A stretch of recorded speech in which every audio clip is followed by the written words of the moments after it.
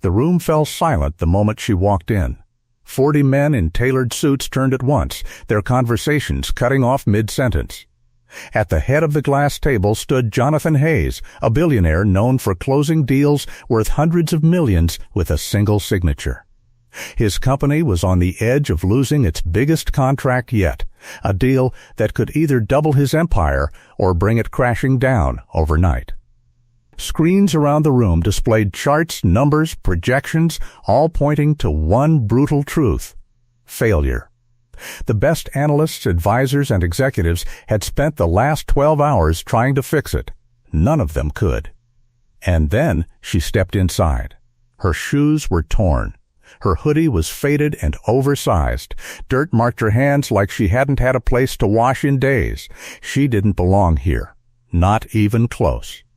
A few people laughed under their breath. One man leaned over and whispered, "Security's getting sloppy." Another shook his head in disbelief. But she didn't stop.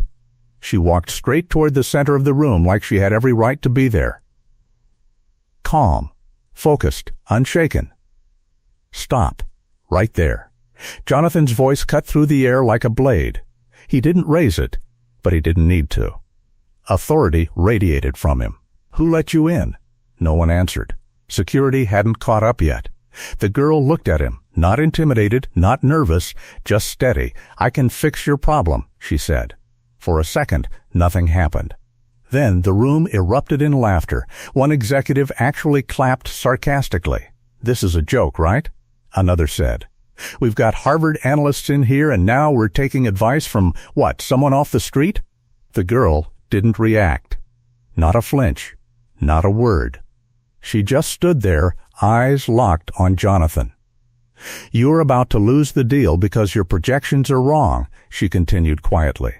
"Not because the model is broken, but because you're measuring the wrong variable." That got his attention. The laughter faded. Not completely, but enough. Jonathan narrowed his eyes. He'd heard thousands of pitches, excuses, and desperate ideas. Most were useless. But something about the way she said it wasn't. Still, his expression hardened. "You have 10 seconds to explain why I shouldn't have you removed," he said coldly. She took one step forward. "Your risk model assumes demand collapse in Q4, she said. "But your own internal data contradicts that. The anomaly started 6 weeks ago, and none of your analysts questioned it." A few heads turned. Someone frowned at the screen. Another executive straightened in his chair. The girl continued, her voice still calm, still controlled. "You're not losing the deal because the market is failing," she said. "You're losing it because your data is lying to you." Now the room was quiet. Jonathan's jaw tightened. "And you know this how?" he asked. For the first time there was the slightest pause. Not fear, just a breath. "Because I've seen this pattern before," she said. "And you're about to make a decision that will cost you everything." The doors burst open behind her. 2 security guards rushed in. "Sir, we're so sorry. One of them started." Jonathan didn't look away from her, not even for a second. "Wait." The word stopped everyone. The guards froze. The executives exchanged glances. No one spoke. Jonathan slowly leaned forward, resting his hands on the table.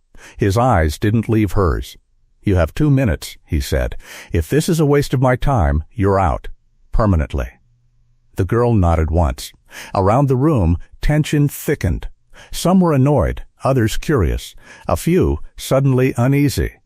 Because for the first time in hours, no one was laughing anymore. And deep down, a question began to spread across the room. No one said it out loud, but the entire room felt it. What does she know that they don't? Jonathan didn't speak for a moment. He just stared at her, as if trying to figure out whether she was a mistake or something far more dangerous. Around the room, executives shifted in their seats, uneasy now. The confidence they walked in with was starting to crack. Screens still glowed with failing projections, but for the first time in hours, no one was looking at them. They were looking at her. "Start talking," Jonathan said finally. The girl nodded once, then turned slightly toward the nearest screen. Your model isn't broken, she said. That's why none of your experts could fix it. Because they've been trying to repair something that isn't actually the problem.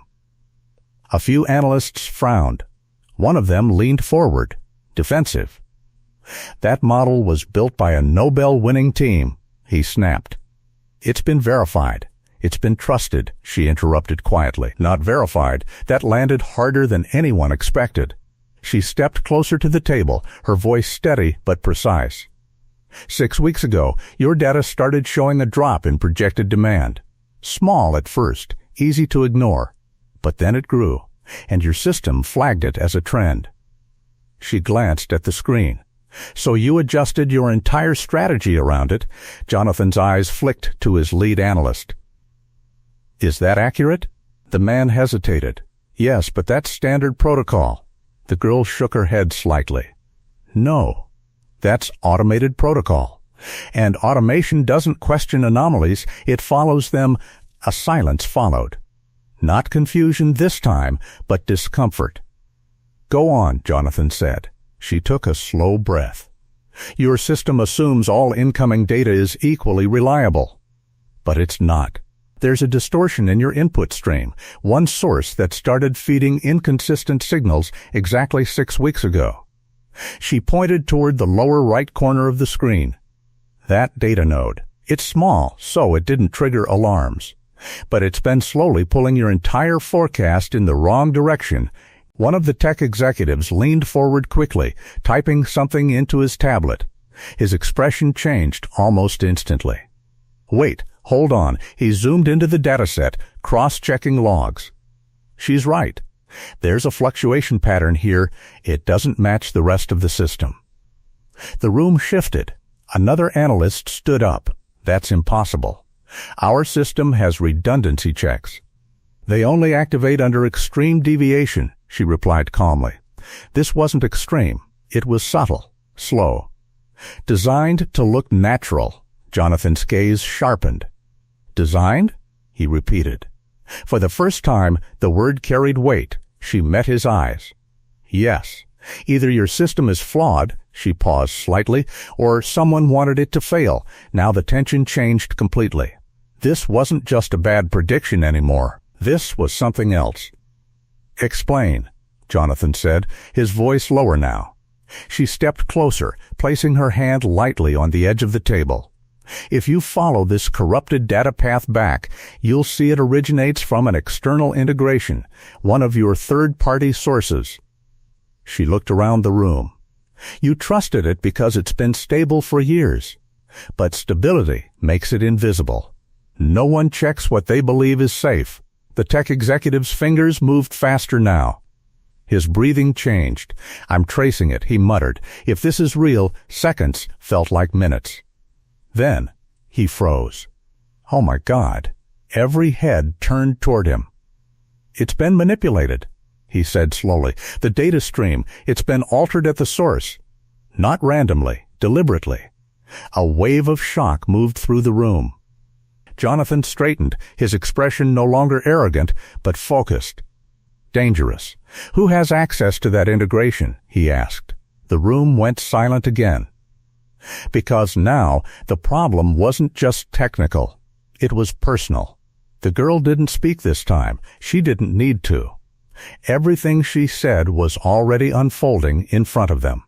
The same people who laughed at her were now staring at their screens, trying to catch up to something she had seen minutes ago.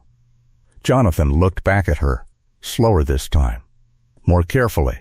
You said we're about to make a decision that will cost us everything, he said. What decision? She didn't hesitate. You're about to pull out of the deal, she said. Because your data tells you demand is collapsing, he didn't respond. Because it was true. That's exactly what they want, she continued. If you walk away now, you lose the contract, and whoever manipulated your system wins without ever being seen. The weight of her words settled over the room like pressure. For the first time that night, the billion-dollar problem made sense, not because of the experts, but because of her. Jonathan exhaled slowly, then turned toward his team. "Run a clean projection," he ordered. "Remove that data source completely." The analysts moved instantly. Seconds passed. Then one of them spoke, almost in disbelief. "The numbers, they're stabilizing." Another voice followed. "Projected demand is recovering." "And a deal? It's back within safe margins." Silence. Not the same silence as before. This one was heavier. Because now everyone understood what almost happened. Jonathan looked at the screens, then back at her. No arrogance left. No dismissal. Only one question remained in his mind. How did she see this when no one else could? And for the first time since she walked in, the most powerful man in the room wasn't in control anymore. For a moment, no one spoke, not the analysts, not the executives, not even Jonathan Hayes. The screens in front of them told the truth now. Clean projections, stable demand, the deal, alive again. A decision that would have cost billions, stopped in its tracks by someone they almost threw out of the room. The same girl they laughed at had just saved everything. Jonathan slowly walked around the table, his eyes never leaving her. This time, there was no anger in his face, no arrogance, just something unfamiliar, respect. "What's your name?" he asked. The girl hesitated for the first time. "Ava," she said quietly. Jonathan nodded. "Ava," he repeated, as if locking it into memory. Then he glanced at the room. The same people who mocked her minutes ago now avoided eye contact. No one had anything to say anymore. "You just prevented a catastrophic decision," he said. "Do you understand that?" Ava didn't respond immediately. She simply shrugged, almost as if it didn't matter. "You were about to make the wrong call," she said. "I just pointed it out." The simplicity of her answer hit harder than anything else. One of the senior executives finally spoke, still trying to process it. "How did you even see this?" "This level of analysis, this isn't normal." Ava looked at the screens for a second, then back at him. "I watch patterns," she said. "When something feels off, I don't ignore it." Another silence followed. But this one wasn't filled with doubt. It was filled with realization. Jonathan exhaled slowly, then made a decision. "Effective immediately," he said, his voice firm again, "but different now. I want a full internal investigation into that data breach. I want names. I want answers." The room nodded quickly. Then he turned back to Ava. "And you," he paused, choosing his words carefully this time, "you're not leaving." A few people looked up in surprise. Jonathan continued, "You walked into a room full of experts and saw what none of them could. That's not luck. That's not coincidence." He took a step closer. "That's value." Ava shifted slightly, uncomfortable now. "I'm not looking for anything," she said. "You weren't looking," he interrupted. "But I am." He reached into his pocket, pulled out a card, and placed it on the table in front of her. "Come work for me." The words hung in the air. Gasps, shocked looks, disbelief. A homeless girl being offered a position in a billion-dollar company. Ava looked at the card but didn't pick it up. "I don't have qualifications," she said quietly. "No degree. No experience." Jonathan almost smiled.